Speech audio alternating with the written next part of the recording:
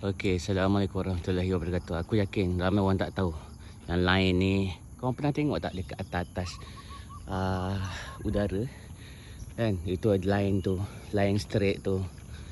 Ha, nampak tu? Satu-satu line dia kan. Itu tu nampak tu.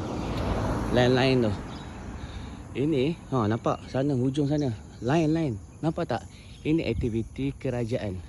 Sebenarnya kerajaan kita ni mereka tak memiliki pun. Mereka diarah. Siapa yang arah?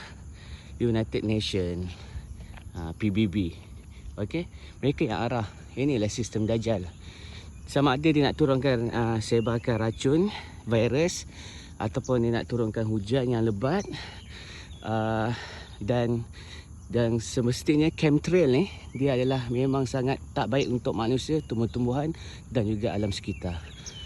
Gila kan? Na'udzubillah min zalik.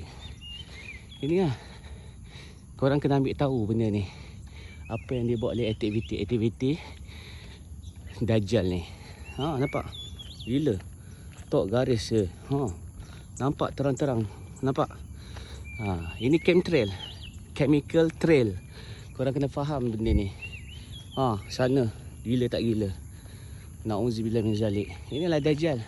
Siapa-siapa yang naik pun mereka akan turut juga. Naiklah PAS ke, naiklah BN ke, naiklah apa sajalah Yahudi punya bendera, sama je.